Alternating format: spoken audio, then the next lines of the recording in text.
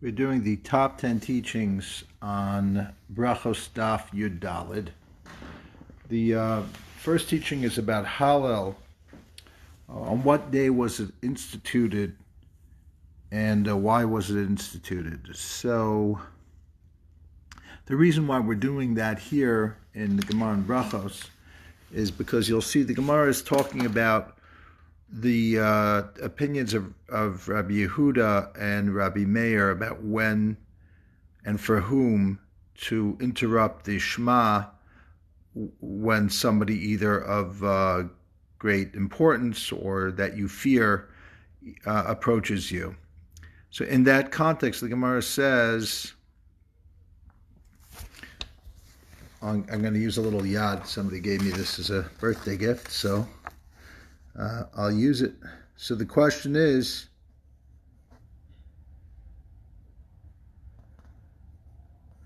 Tana debe Reb Chia, B'Hallel over Megillah Mahu Sheyifsok.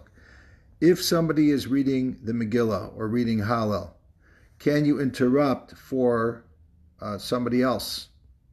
Do we say, in Carlebach, Kries Shema posek Hallel d'Rabbanan Minbaya? Do we say we can, by logical inference, deduct that of course you can interrupt, because if for the Shema you're allowed to interrupt with certain requirements met, obviously for the Hallel, which is by rabbinic law, you can also interrupt. Oh, Dilma, or perhaps Presume Nisa Adif, perhaps you could argue and say, since the purpose of the Megillah definitely is to do PR, to let people know of the miracle, and definitely the Hallel, for example, on Hanukkah is also about letting people know the miracle. And for argument's sake, Passover, there's also a concept of letting people know the miracle. And even Sukkot, you could say there's a miracle that God took care of us in our journey, especially according to Rabbi Akiva, is how most of us say that the Sukkah commemorates the miraculous clouds of glory.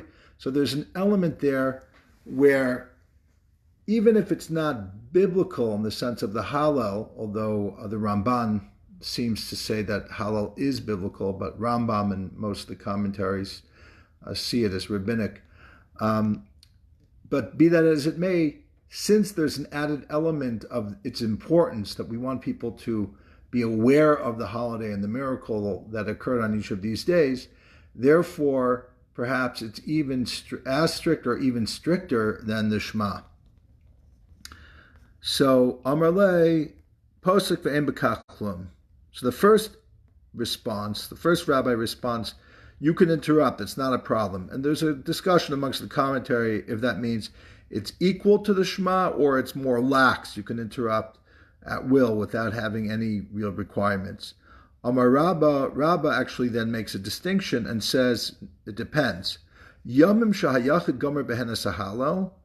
If it's a day that the individual, Tosas points out the yachid here does not mean the actual individual. It means when we're not living in Eretz Yisrael with the Beis Hamikdash, and we're considered an individual. Our communities have the halachic status of individuals, even though we could have a big minyan of 1,000 people, it's still a yachid.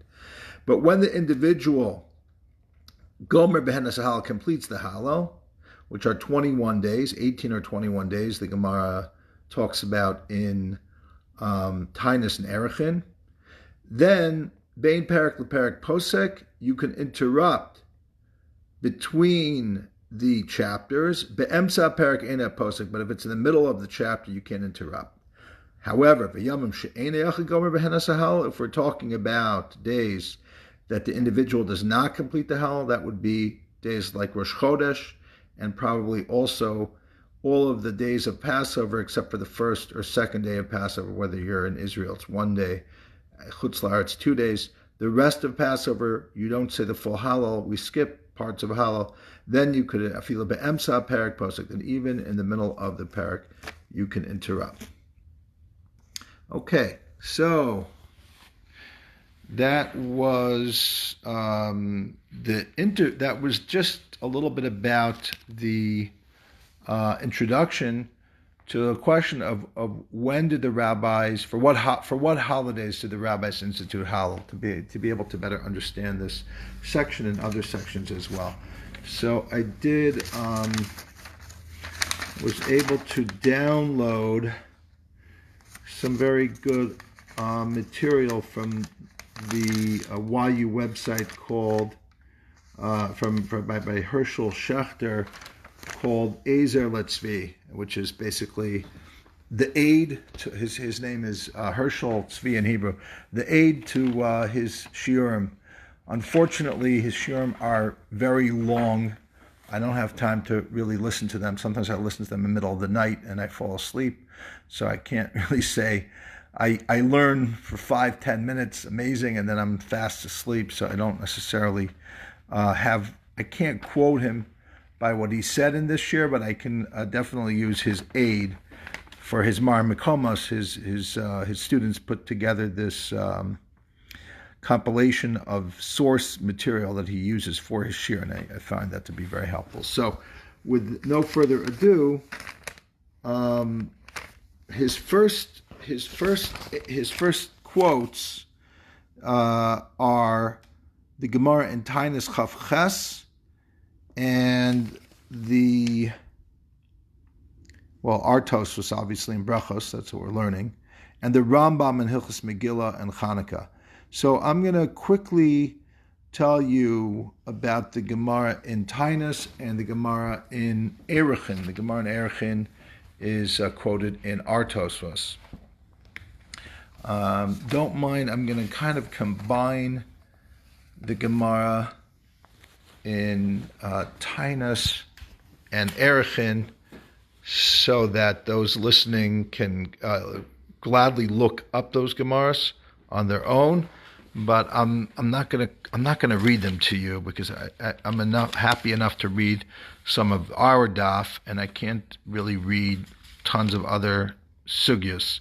So just Amar Mikomos, it's Tainis Chaf Ches Amud Beis, that's 28b of the Gemara in Tainis, and in Erechin it's Daf Yud Amud Beis. It's 10b. Okay, so this is from memory. I just looked it up online.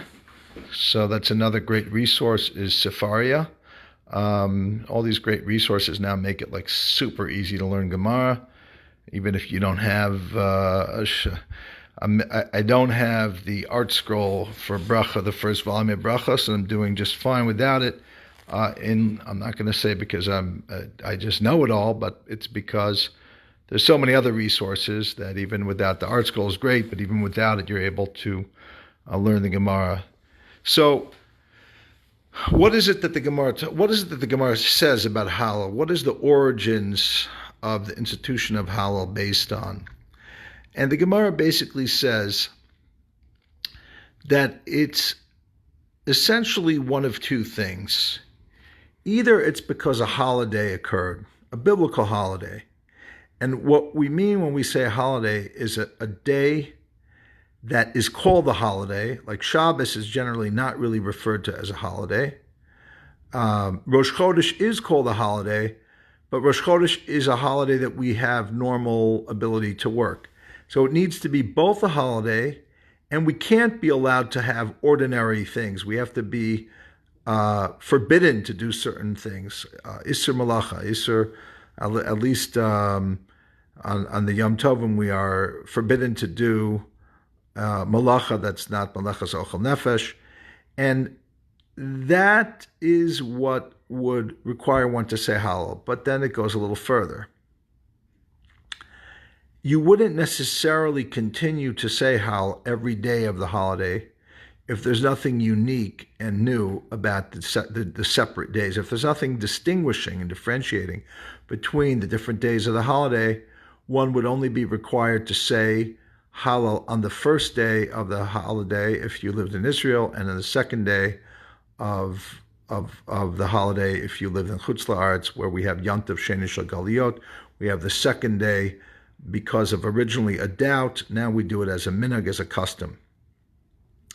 So, for example, Pesach, we would only say Hallel the first day if you live in Israel, or the first 2 days in Chutz La'aretz. Why not the other days? Because as I said, nothing happened to distinguish the latter days. Although you could argue that's not true. The seventh day commemorates the splitting of the Yam Suf. That's a good question, but it's not in and of itself significant in the sense that we don't mark that occasion in any special way in the Beit HaMikdash. So part of Hallel has to do with the Beit HaMikdash. Let's look on how we do see that. On Sukkot, we see very clearly that every day there was a different amount of sacrifices. The Parei HaChag, the bull offerings that were brought. And they were understood to be for the 70 nations. They were a total of 70, but the number fluctuated day by day. And there's no coincidences. There are, for example, Shammai in the Gemara and Shabbos, when it comes to the light of the menorah, that he wants to decrease the light of the menorah. He wants to model that after the offerings of the holiday of Sukkot that were lessened each day. But that means is that even though you might say that's less significant, no, it's not about more or less being greater or lesser. It's about distinction. It's about each day being unique.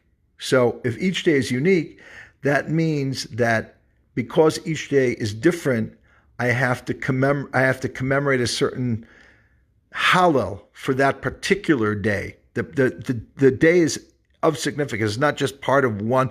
So if you look at it, there's two ways to look at a holiday. The holiday of Sukkot it's a holiday overall, and there's a uniqueness that comes out in action in the particulars of how you do the avoda, what temple service there is, and therefore that also calls out in terms of the recognition of the praise of God, which is Hallel, comes out also uniquely, specifically for each day. It's not just one holiday. It's a holiday that's made up of uniqueness in every day of it. Pesach does not have that quality. Pesach, you have the Seder, that's wonderful, and then you have a continuation of what's essentially the same holiday. Why? Because we don't see that each day is unique and what was done in the temple. So that's a difference between when we would or not say Hallel in its original institution. So most of the authorities learn that the original institution of when we say Hallel was 18 days, which are the first day of Passover, the first day of Shavuot, the first day, the all 8 days of Sukkot, and all 8 days of Hanukkah. Does that come up? 8, 8, and 2? 14, 15, 16. I'm missing 2 days. Pesach, Shavuos, because there's only one. I'm counting in the Jews in Israel where there's only one day of Shavuos, for example, or 1 day of the Yom Tov in the beginning of Pesach. So that's 1, 2, and 8 is 10. Plus 8 of Hanukkah is 18. So we've got 18 that were originally instituted in the Galut, in the diaspora, because of Yantav Sheni Shel Galiot. You have the second day of Pesach, the second day of Shavuot, and the Simchas Torah. Those are 3 more days, so you have 21 days. Now we're going to get to. So what about? I explained a little bit about the holidays, and there's a verse that Rambam would say has maybe a biblical significance, but it's more. Most of the authorities say whatever verse is used in the Gemara and Tainus, it's not in any way making the recitation of the Hallel the Oraisa. It's still a Dirabanan. It's still rabbinically ordained, but the rabbis instituted it with a great significance. Great value, other than the Ramban, and it seems like Rashi may, in some instances, also agree with the Ramban that there is a D'oraisa element of the biblical element of reciting the Hallel on these days. So, what about Hanukkah? Well, Hanukkah, there was a miracle the miracle of our victory over the Syrian Greeks, but that's not actually really the miracle that would constitute a reason to say Hallel for all 8 days. The reason is very simple. Maybe we would say Hallel for one day if we were just commemorating the miracle of the victory. But the reason why we say Hallel all 8 days is because each day the holiday has some unique quality because of the intensifying of the holiday, because a new miracle happened with the oil. The oil burned for 8 days, so each day was in and of itself a miracle. And that being the case, we have Hallel for all 8 days, not just the first day of Hanukkah. That is number one. Number two of the top 10 teachings is what about the custom to say Hallel on Rosh Chodesh in Halacha, and how Rabbeinu Tam in Tosfos and the Rambam, who are both significant figures in the Ashkenaz and Sephard communities, differ, and their communities until today have distinctions when it comes in particular to the bracha, if at all, that is said for Hallel on Rosh Chodesh. Let's take a look in Tosfos. Tosfos says,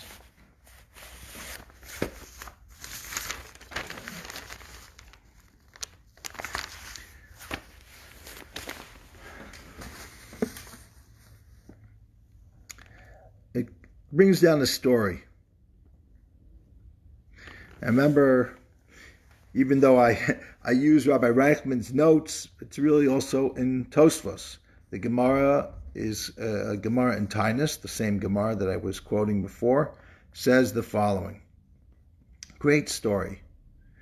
Rav Ikla the Bavel, the sage Rav, made his way down to Babylonia. Chazinu dehavikaru Rosh Chodesh. He saw them reading Hallel on Rosh Chodesh. Sabar la'afsakinu. He's like, he came from Israel. They didn't say Hallel on Rosh Chodesh. He thought these ignorant people in Babel are making a mistake. They think it's a holiday to say Hallel. It isn't. He wanted to stop them. Now, Pirush, that's a quote of the Gemara. Now, Tosfos explains, Shayu sover, shayu gomrim oso. He assumed that they were going to say the complete Hallel. Kivan dechaza de kamadalgi, and now this is going back basically to actual quote of that Gemara in Tainus.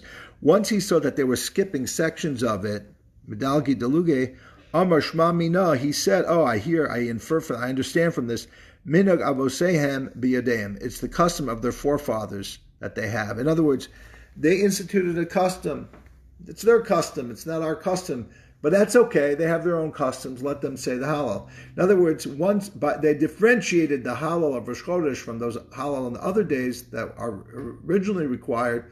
Those have a full Hallel said. Rosh Chodesh, because it's a new custom, only has what we call a half Hallel. It's not actually a half. It's just we skip certain sections. So we see that Tosfos, back to what Tosfos' analysis is. That would mean that the days that we don't say a full Hallel, those are the days that we're not actually required. In other words, our custom is to say it, but they're not required. We do say them, but that's because it's our minhag, not because they were required. Now he brings down an opinion in the Machzor Vitri that says the following: since it's only a custom, we don't make a bracha on it.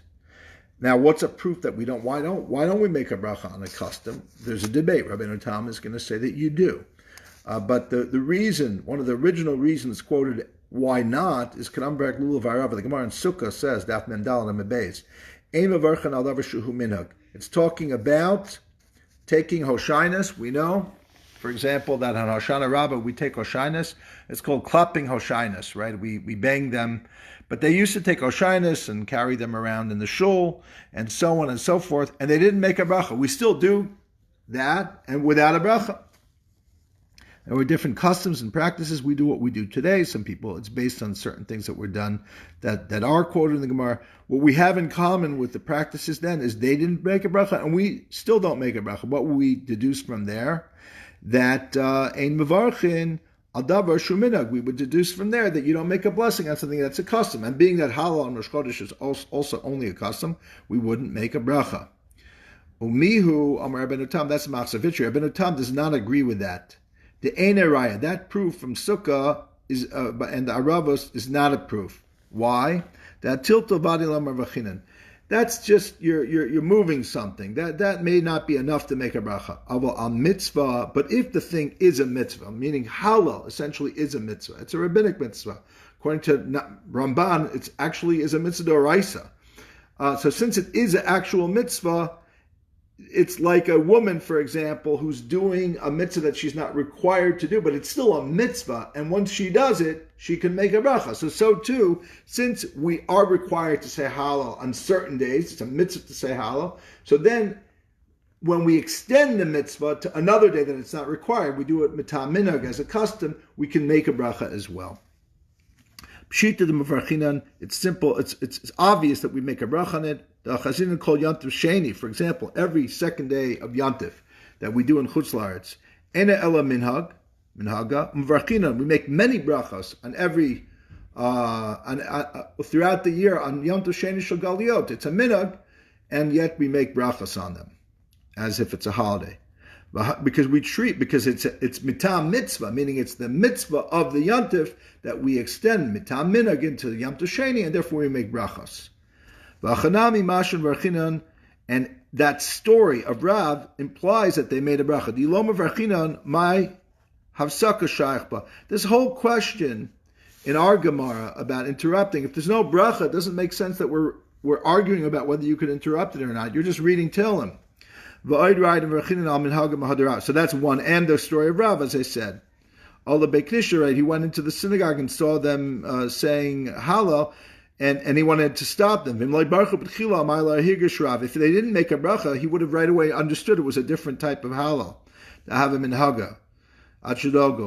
He would have recognized that it was a custom. He wouldn't have to wait till they skipped it. He would have gotten from the beginning. It's a different type of Hallel. Certainly in that story, they made a bracha. You do make a bracha on a minhag. Okay. Let's look at he quotes the Rambam here.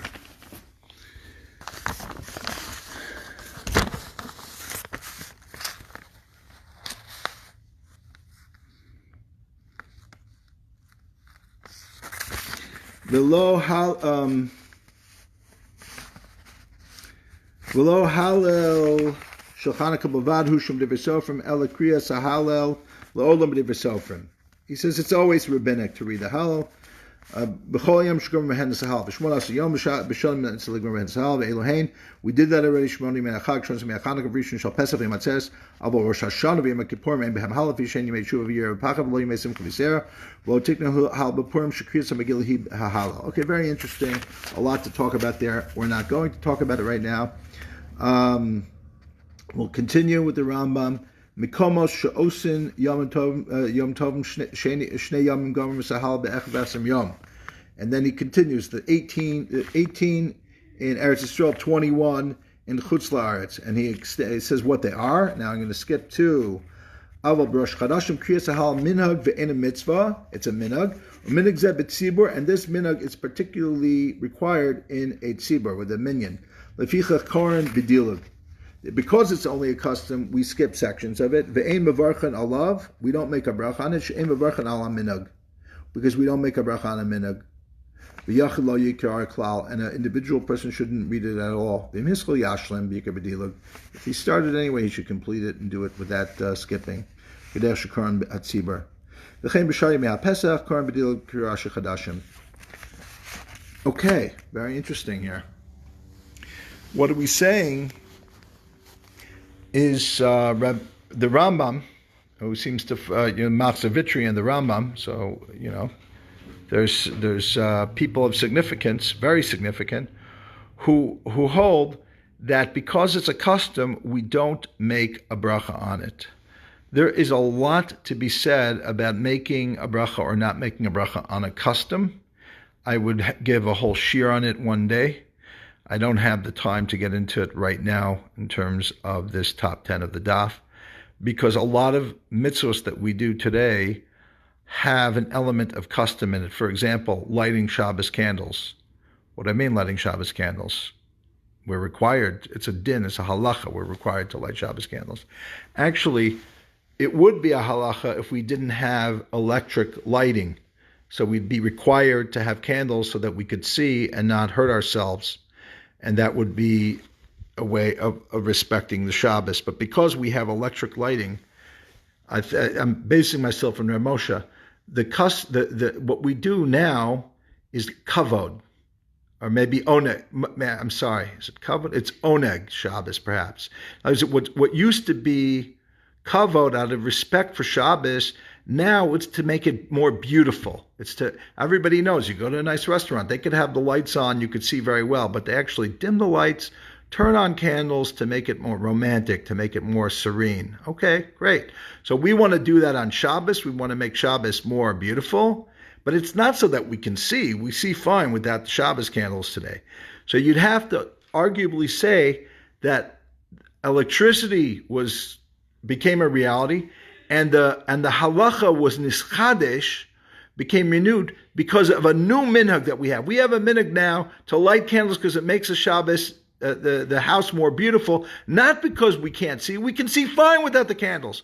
In other words, what I'm trying to say is, why do we still make a bracha? It's a new minhag. It's not the original institution of the halacha of why we lit Shabbos candles in the time of Chazal. The answer is because you make a bracha on the minhag. That's the answer. We could go through more of this, but that's enough for today. But that leads me to number 3, which is also very important, of the top 10 teachings on the daf. What is number 3? Number 3 is, that would be number 4. Customs becoming like a vow. But before I get to number 4, let me talk to you about number 3, which is the custom to say Hallel on Rosh Chodesh and Chassidus. I talked a little bit before about why we say Hallel in general, not on Rosh Chodesh, but the other holidays. It's usually because it's a holiday. Hashem made a holiday that's extraordinary, that His light is manifesting on, that we don't work on, that we do something special and different every day of in the Beis Hamikdash in terms of Sukkot, or it's a miraculous event that occurred. And it occurred in Eretz Yisrael, for example. One of the reasons why we don't say Hallel on Purim, there's 3 reasons given in the Talmud. One is that it happened outside of Israel. Another is because we have the Megillah is the Hallel. A third is Akate Avda Achashverosh, and we were still in the servitude of Achashverosh. But that means that the fact that Hanukkah happened in Eretz Yisrael, amazing. And that it happened, a miracle, additional level, a miracle every day, amazing. Okay, great. So you have a miracle that occurs, you say Hallel. Why would they say Hallel on Rosh Chodesh? What changed? Here's what Reb Tzadok HaKohen of Lublin explains the following. He says that in the future, when Mashiach will come, there'll be a miracle. Every moment will be a miracle. Because right now, it says, but we don't see the oneness of God in everything, the miracle of time itself, of existence itself. That's why we say, Bayom Hahu, on that day, when Mashiach will come, Hashem Echad, Ushmo Echad, God and His name will be one. Is He not one now? Well, He is, but there's a distinction between the blessing on the good, the blessing on the bad. There's a distinction between who knows. His oneness is not yet revealed in the world, but there's another added third element of what it is. Time itself is just seen as the passage of the sun in the sky, or the minute clock on the watch. But when Mashiach will come, every moment will be clear that it's a miracle. In Bavel, because they were waiting for Mashiach even harder than they were in Eretz Yisrael. In Eretz Yisrael, they were in a holy place. So they understood they were in a holy place. It was still Kedusha lo zazim imkoma. There was a sanctification that didn't really actually fully leave Eretz Yisrael. But Bavel, they felt the pain of the exile. And because they felt the pain of the exile, they anticipated the geula, the redemption, greater. So they actually felt the miracle of each moment that Rosh Chodesh celebrates the celebration of a new month. It celebrates time itself. If time is a miracle, you say Hallel on it. Since time is not yet an open miracle yet, it's just a custom. It's just a taste of the future. And that Reb Tzadok explains why specifically in Bavel they instituted to say the custom of Hallel on Rosh Chodesh, because they already had a taste of what it would be like when the third base of Mikdash is rebuilt. That is number 3. Number 4 is this concept of what did I say? Minhag mitam neder. That means the idea of a minhag from the principle of making a neder. A neder means when somebody says, I vow to do such and such. That means by making a vow, you then obligate yourself to do whatever it is that you vowed to do. Or if you vow to not do a certain thing, then you become obligated not to do that thing. The Gemara in the Dharm, and brought down in Shulchan Aruch Yardei. Again, I'm just using the Ezel Tzvi for this. Called Omer Davar B'Shem Omer Mevigula La'olam. The Gemara in the Dharm and the Shulchan Aruch explain that when a person does a good practice, even though they don't say, I'm doing this as a vow, it takes on, at least rabbinically, as if they made a vow. And in many instances, if somebody would want to undo that vow, they'd have to do Hatar Sidarim. They'd have to have 3 rabbis and say, I did this, a good practice, but it's become hard on me for whatever the reason is. And he'd talk to the rabbis, and the rabbis would undo the vow. So I want to go a little further in that. The Ishbitzer Rebbe says, and Reb Moshe doesn't agree with this Ishbitzer Rebbe, and Halacha, Reb Moshe is my greatest source of Halacha, who I respect the most in terms of Halacha. Yet, in terms of my Rebbe, in terms of who I learn a lot of Hashkafa from, I learn a lot from the Ishbitzer Rebbe, so I carry both of these concepts in side by side. The Ishbitzer says that there is a way of understanding that the development of rabbinic law is mitam neder. In general, it's like the Klal Yisrael made it like we vow by what we do, and therefore that's why there is a concept of undoing what a Beis Din did, but it has to be contingent on having a Beis Din that's as big or bigger and greater in numbers and wisdom than the original Beis Din who made the decree. The Meir Shiloch explains why this is. And this is a big yesod, this is a big foundation in the understanding of Torah and understanding of a relationship with God and understanding Ishbitz Chassidus and also ultimately understanding the way the Gemara works. And that is, again, this is a shir in and of itself. Each one of these top 10 really needs its own shir, needs its own hour, 5 hours, 100 hours. But what am I going to do? The time is short and the work is great, so we have to do whatever we can. So, here's what the Ishbitzer Rebbe is so awesome.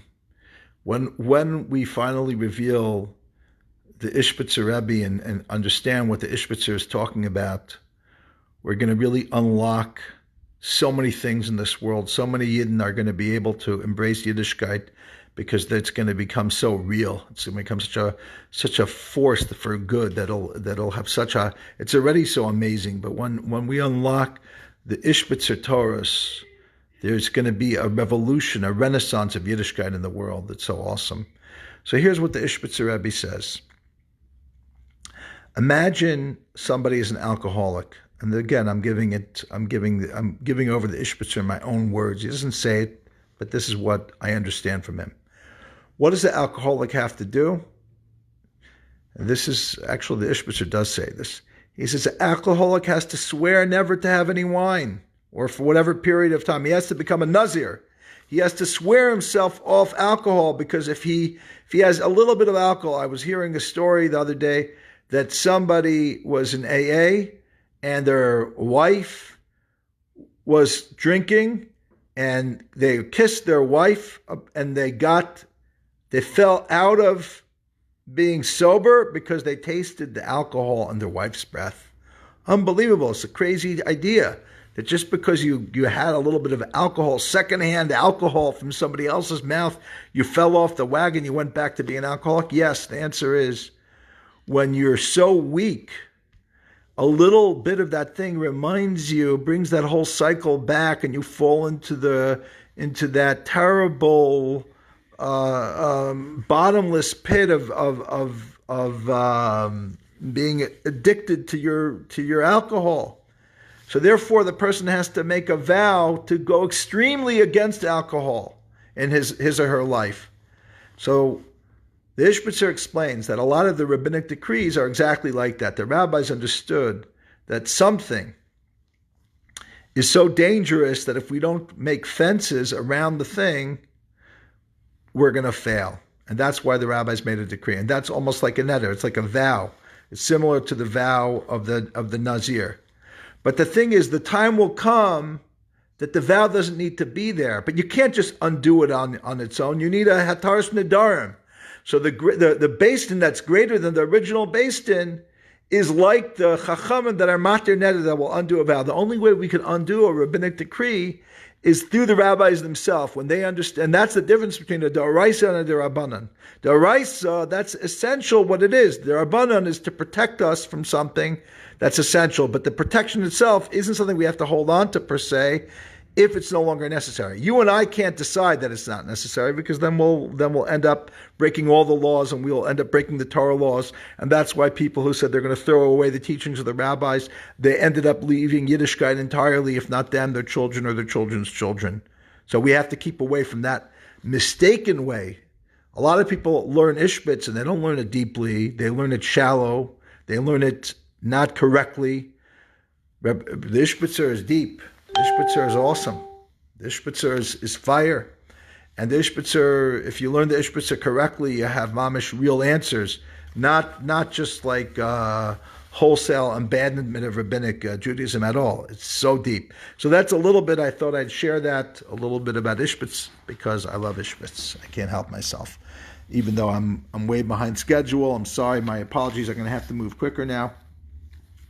That was number 4, a little bit about customs becoming like mitam neder. Now, number 5, what not to do before davening, customs of chassidim that differ from the halacha, from the law. Let's take a look at the Gemara. So my friends, the Gemara is alive, the Gemara is well.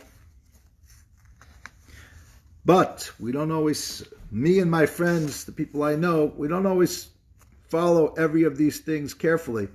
Well, we don't follow it carefully. It's one of 3 reasons. A, because we're no good. 2, because we have a custom that differs from it. I don't remember what the third was. Okay, 2. Omar Rav. Rav says, anybody who greets his friend. Now, some of the Rishonim say not just any greeting, but says the word shalom. Shalom is one of the names of God, but you're giving it to your friend. So you greet your friend with the word shalom before davening, kilo asel bama. It's as if you built an altar. And we're not allowed to build altars anymore. Shenemar, chadlu lechem en adam, asher neshama ba'avo ki bama, b'meh nechashavhu. Al tikeh b'meh el bama. Remove yourself from man whose soul is in his breath, because what is he worth? But the Gemara is going to play on words, bameh, for what, into bama, into an altar. Shmuel Amar bameh chashavta lezev, v'lo lekah. Shmuel says you don't even need to say this rabbinic exegesis. You could just say it in its literal meaning, bameh. Who is this guy that he's more important than God, that you treat him like God? Masav Rav Sheshes, beprakim shov neid hakavod meishiv tigmar Reb Abba So the question is, we have this whole discussion that Rav Yehuda and Rav Meir are engaged in a debate about the exact nature of when you're reciting the Shema, that if you are in the middle of in the breaks of the Shema, so then you can ask Bnei Kavod, somebody who you honor, like a Rebbe or something like that, Umeshiv, and you could respond to them. But otherwise, you can't just talk to people. And yet, we see that it seems like it's even stricter before you get to Shul than when you're actually davening. When you're actually davening, if somebody honorable, comes by, you could say hello to them. But if it's before Shul, you can't even say hello to them. That doesn't make sense. That's wrong. That's the Gemara's question. So the Gemara answers, it's not just talking about when you casually greet somebody who you see in the street. It's when you make a special effort to go to their home. Okay? That's somebody's name. Another thing, you can't do your personal needs. Doesn't mean like going to the bathroom that you are required to do, but it means taking care of some of your work before you daven. Now that's a good question. What if it's time sensitive, and if not, you can lose your job? The answer is do your work. Shenamar tzedek lefanav yahalech v'yasum l'derech ba'amav v'amar Avidi bar Av and Amar Rabbi Yitzchak bar Ashian kol mispal v'achach yotz l'derech kadosh baruch hu osel l'chveitzav. Whoever davens first and then goes out to do what he needs to do, then God helps him. Shenamar tzedek lefanav yahalech v'yasum l'derech ba'amav. Okay, so a lot of this Gemara is talking about things we do or don't do before davening, including we have a whole thing before that we learned about not eating before davening, or also a lot of things about how early in the morning you have to daven by. It's not that the chassidim go to work and then daven later in the day. It's that the chassidim felt, how do I put this bluntly? The chassidim felt that the emphasis on time was becoming a religion that was going to lead to OCD, was going to lead to people being obsessively compulsive about davening on time. All they do is think about what time is it, am I going to be on time, checking their watch constantly throughout the day. They're more nervous about the time at tefillah than actually what they do during davening. Is that true? Not necessarily. There's a lot of people who can do both. Yeah, some people can chew gum and walk at the same time. Other people can only do one or the other. They could either do the proper thing and focus obsessively on that, but don't actually get what the purpose of it is, which is having a relationship with HaKadosh Baruch Hu. And it's imagine like somebody being compulsive about their relationship with their partner. Everything is compulsive. Everything is out of a forced. Everything feels like you're required. There's never a moment where you're relaxed. There's never a moment where you feel connected to them in love. That's what the Chassidim were rebelling against, the rigidity of the Zman, of the time. In fact, in the Mei HaShiloach never gives any example of what Eis Lasas L'Hashem Afir Sarasecha means, the concept that there's a time to do for God and you could violate the Torah. It's a theory that doesn't have any application in terms of what we actually do differently, what a chassid, what an ishbitzer, or any chassid would do any different than anyone else who follows the halacha, with one exception. The only exception, he says, is that through the insight of the seer of Lublin and I guess the Pshiska Rabbi, the Rabbi of Pshisk, who greatly inspired the Kotzker and the Ishbitzer, he understood that the time that we live in today, the focus on Zman Tefillah, particularly for Shacharis, is Eis Lasas L'Hashem Efer Sarasecha. This is why the Vilna Gaon's followers were up in arms. They felt if you can do this for the Zman Tefillah, next thing you'll do it is for Shabbos. Next thing you'll do it is for Yontif. Next thing you'll do it is for tefillen. Next thing you'll do it is every area of Yiddishkeit. So we have to thank the Misnagdim. They were so zariz, they were so punctilious about fighting the Chassidim that maybe they had a hand in making sure the Chassidim didn't go further. We'll never know. Maybe the Chassidim never really intended to go that far with the revolution. Maybe it was a very small, tiny revolution. Maybe the revolution is just, an inner revolution, not so much a halachic revolution. It's a revolution on the emphasis has to be not just on the externalities of halacha, but on the relationship with HaKadosh Baruch Hu. I hope I'm not offending anyone. Today, the chassidim and mistagdim all get along. The mistagdim have become chassidim. The chassidim have become mistagdim. So that's good and bad. For me, I can unpack that another time. What does it mean? Chassidim have become mistagdim, and mistagdim have become chassidim. But they're a lot closer now to one another, and therefore they're not generally at war. There's a lot of respect because the chassidim do follow the halacha. They're as strict as the mistagdim. The mistagdim are no longer just like the OCD that the Baal Shem Tov was nervous about, because they have the Musar movement, because they were also influenced by Chassidus. So there's a symbiotic relationship between Chassidim and Mistagdim, how they influence one another. Okay, so that's number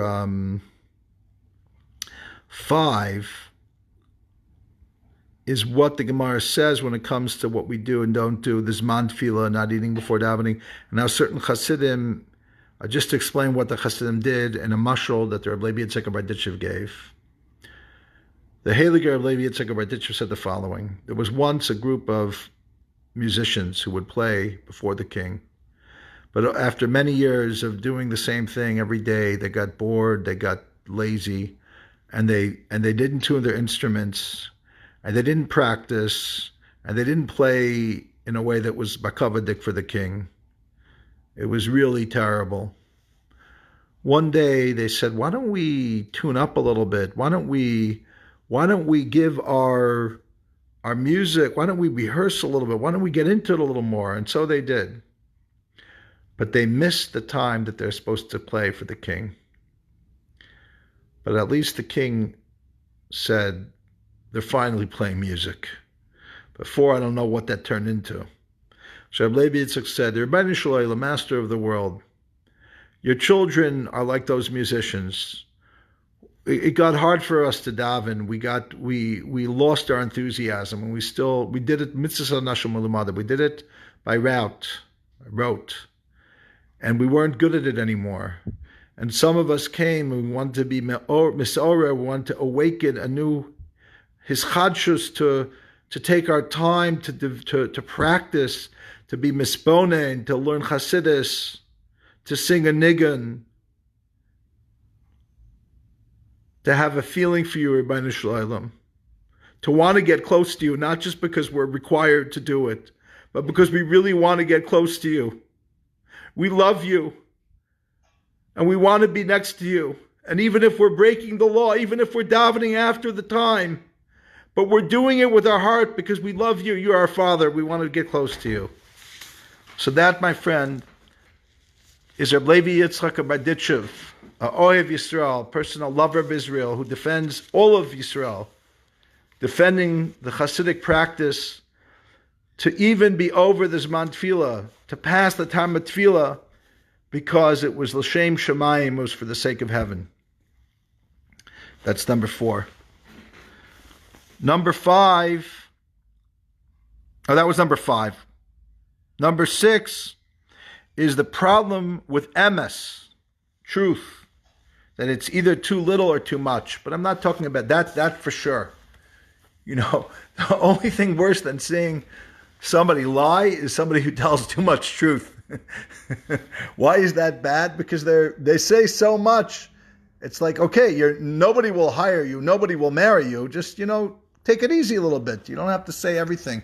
What is it they say? A shaita, a fool, is somebody who says everything they think. Okay, but that's not what I'm talking about. I'm talking about something else. Amar Bavo, Amar Rabbi Yochanan. Halacha Rabbi Yehuda da Amar Bein Alokechem le'emes v'yatziv lo yafsik. The law is that when you conclude the last paragraph of the Shema, you don't interrupt after Ani Hashem Elokechem and emes. You go right into emes. You say Ani Hashem Elokechem emes. Why is that my timeout, Rabbi Yehuda? Now the truth is, if you look in the Torah, emes is not a word that comes after Ani Hashem Elokechem in the 3rd paragraph of the Shema. So why is it? Because there's another pasuk, Tichsiv, like it says, Amud Beis, V'Hashem Elokim Emes. There's another pasuk that says in Yeshayahu, and God is the God of truth.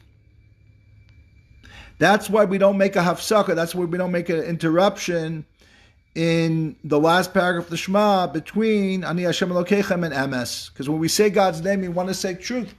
By the way, the Ishbitzer says the whole point of everything we're doing, all of this, all of Gemara Brachos, all of what we do in davening is all about emes. It's all about reaching the level of emeskite, of truthfulness, in our relationship with HaKadosh Baruch Hu and ourselves.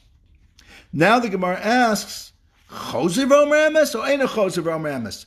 Now the truth is, since emes is one of these positioned strangely, because it's really supposed to be the beginning of the next prayer, emes ve'emuna, or emes ve'emuna in the evening, or emes ve'yatziv in the morning. So let's refer to emes ve'yatziv for now, because right now we're talking about the morning. Later we're talking about the evening. So I'll talk about emes ve'emuna.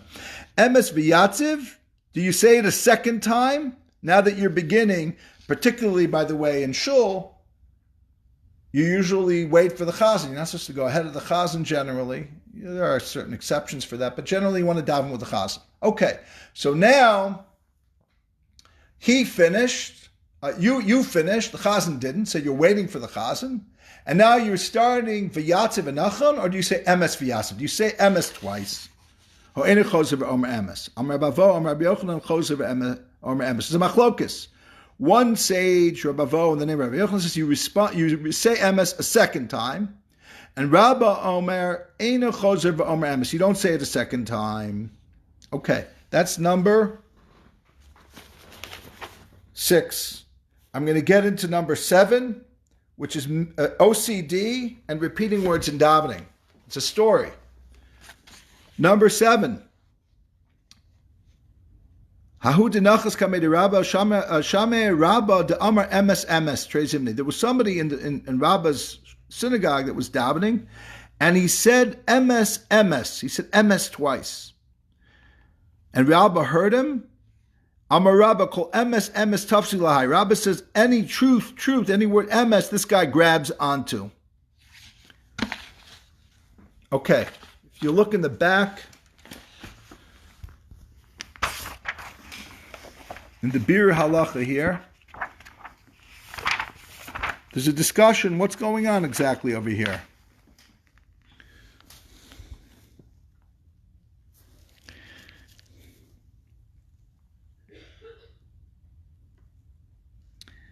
And basically, this is an idea I got when I was learning this. It doesn't say this clearly, but it came to my attention.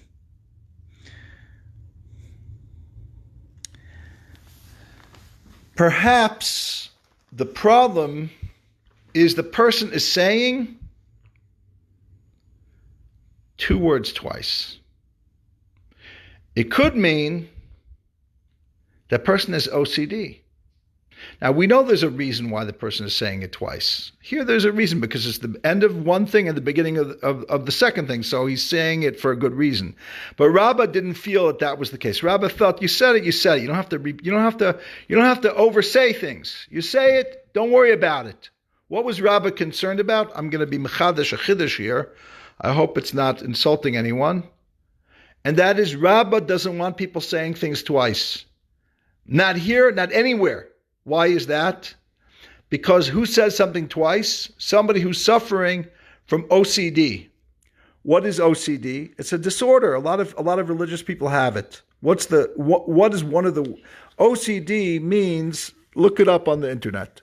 That's not what it means, but it means somebody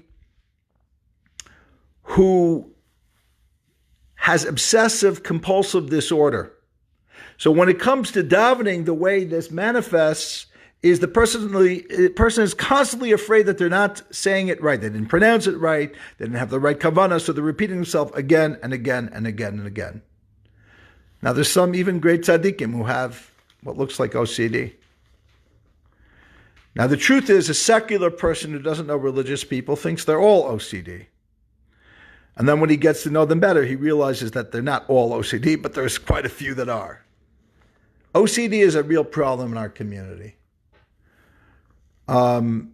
Because when we do focus so much on the halacha, there's going to be some people who they're sensitive people. They're going to take it to heart a little bit too much. They're going to have too much anxiety around it, and they're going to actually end up hurting themselves and hurting their own relationship with HaKadosh Baruch Hu. The Stipler Gaon talks about it. The Stipler Gaon talks about that Hashem doesn't want you to be anxious about whether you're davening correctly, having enough kavanah. That's the atzas hayetzer. That's the eitzah. That's the advice of the Yetzer Hara to stop you from just having bitachon that HaKadosh Baruch Hu is okay with however you're davening. Of course, you could daven better, but to keep stopping and repeating yourself, that's not what HaKadosh Baruch Hu wants. That's what Rabba is saying. Rabba is saying, don't repeat yourself. Don't repeat yourself. Don't grab onto any words here. That's how I'm learning the sugya. That how do you do it? You have to have amunas chachamim. A lot of people feel that their fear of God is about whether they did the thing properly, and the only person who could tell them if they did the thing properly is themselves. And since they're suffering with this mental ailment, they'll never calm themselves down enough to have bitachon that they're doing it correctly. Therefore, they need to have amunas chachamim. The chachamim tell us, Rabba is giving us an important lesson. Don't repeat yourself. Don't doubt yourself. You did it. Don't worry. Move on. You could always do it tomorrow. Anyway, that's a little bit about OCD and Rabba. Really, if you have somebody suffers from this, they need to go to a cognitive behavioral therapist and get treated for it. It's something that takes a lot of treatment, but there is help available, and they should get it treated. They shouldn't just think that that's okay. There's help on the way for those who want it. That was number 7. Number 8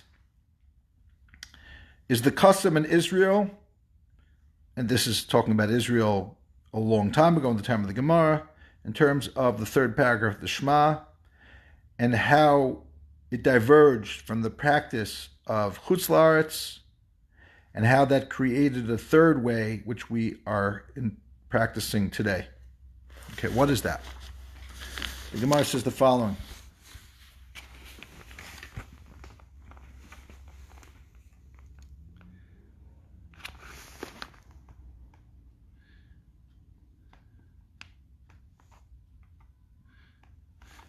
The Marava, Amr Marava Arvis, in Eretz Yisrael, in Marav, they would say, Daber el bnei Yisrael v'amarta alehem. They'd begin the third paragraph, and then they would skip everything after v'amarta alehem, speak to the children of Israel and tell them, skip everything until the final words, Ani Hashem Elokeichem emes, I am the Lord your God of truth. What is that? Why you think that's good? Reb Kana says, you don't have to begin. Now we're talking about Ma'ariv, right? You don't begin the third paragraph. Why wouldn't you have to say the third paragraph? Because the third paragraph is mostly about what? Tzitzis. Tzitzis is you don't need to make tzitzis for the evening. It's a daytime thing. Because it says a re'isamosa. You'll see it. And we don't see so much at now we see because of lights, electric lights. We're talking about all of history they didn't have. They had little candles. So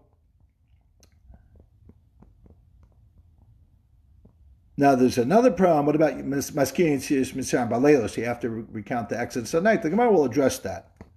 But Rav says don't begin. Vim Hiskol Gomer. But once you do begin, you have to conclude it. You can't skip it. Skip the middle of it. V'chitem of Amarta Aleim Lo Havaskal. Maybe you could say V'amarta Aleim, that you only said the first few words. That's not considered a real beginning. You have to go a little further in. That's not the case. From Rav Shmuel Bar Yitzchak Amarav, Daber Lo Havaskala. If you said the first 3 words, Daber El Bnei Yisrael, first 4 words, that is really not considered beginning because it's too little. V'amarta Aleim, but if you said the 5th and 6th word and tell them Havaskala, that already is considered beginning. You'd have to read the whole parsha. No, in Israel they don't agree with this opinion. They say V'amarta aleim isn't considered a proper beginning, and therefore you're not required to read the whole paragraph, unless you say ad amar v'asul lahem tzitzis, until you get to making the part of the verse that says make tzitzis. Amar, okay, that's the end of that little story. Now, what are the consequences of that is Amar Abaya, Hilkach anan askilim askalinon, dikamaskli b'mayava. Since us, once we begin, that's considered a beginning. That's considered a beginning. Once we say that in Bavel, therefore, v'kiva and askalinon mikbarna b'gaminon. We begin because we want to give kavod to Eretz Yisrael, right? And since we can't stop once we begin, we have to say the whole thing. So we do what they do, but we can't do it like they did it because we have a different understanding of the law. Therefore, we have to say the whole thing. We say the whole paragraph. Okay. And then this rabbi says, emes. As I say, emes ve'amuna. Lo yamar ani Hashem Elokechem. Eini tzarich lomar emes. What about having l'tkor yitzis Mitzrayim? There's another prayer. Those who didn't say the third paragraph and emes ve'amuna had another prayer that the Gemara quotes here. Okay, that is number 8 and number 9 are two reasons for the order of the parshiot of Shema. What are the two reasons? So earlier the Gemara says,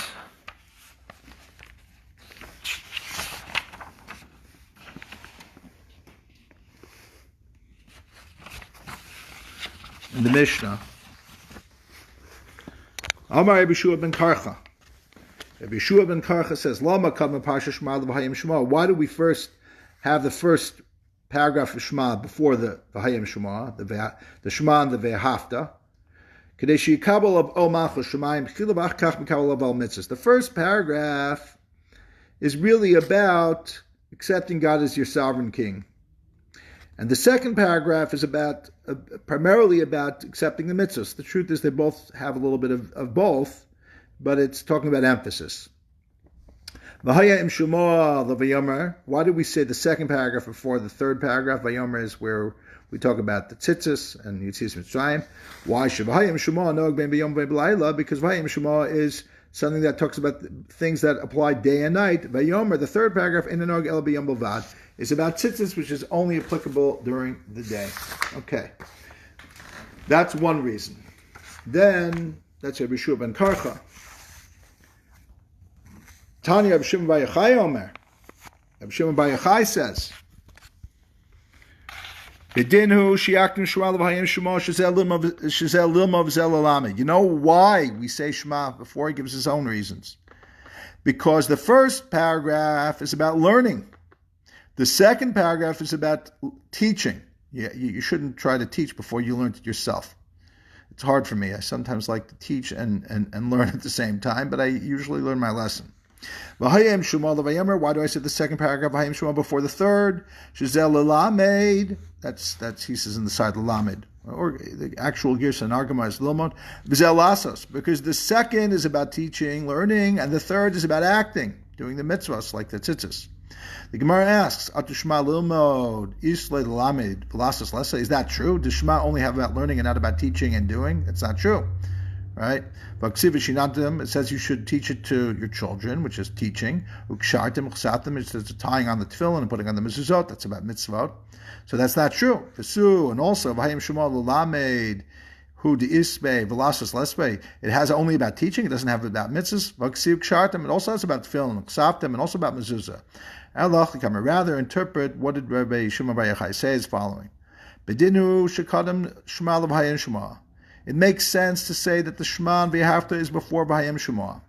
Because the first paragraph is about learning, teaching, and doing. V'hayim Shema, L'vayomer.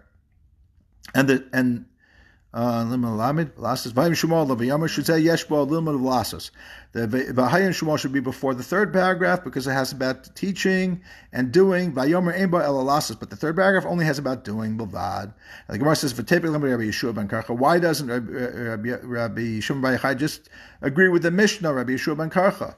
The Gemara says Chadav Va'od Kamar. He's not arguing on him. He's agreeing with him and says, in addition to what he said, I have an additional reason to say this as well. I thought just on a very simple thing, a simple pshat, nothing fancy here. A lot of times one rabbi says one thing, a rabbi says another thing, and what would he want to say? They're arguing. The Gemara is saying a beautiful thing. The Gemara is saying not every time a second rabbi says a second thing, does he have anything wrong with the first thing. The first thing is wonderful. I want to add on something as well. So I think sometimes in Limud Torah, we have to understand that we're not always arguing when we want to say something new. We want to agree with what was said. Obviously, sometimes we want to disagree. If it's a halachic matter and we don't agree, we could say we disagree. But there are other times where we're embracing what was already said and we're just adding to it. Okay, I thought there's a simple vart, but unfortunately necessary to say. Number 10 is what comes first, the mitzvos or Kries Shema, and basically, the Gemara has a whole story, but it seems in the Havamina of the story, it wants to say that it could be that some people dafka wanted to read the Shema before they put on tefillen, but in the maskana, in the final analysis, the Gemara actually says no, that was just a maisa. That was a story where the guy that rabbi didn't have his tefillen. Somebody else brought it late. But generally speaking, it's very important to have one's tefillen on. Because if one doesn't have his tefillin on when they say the Shema, it's like they are made a sheker. It's like you're testifying a false testimony, because in the Shema it says that you should tie it on your hand and put it on your head as a sign.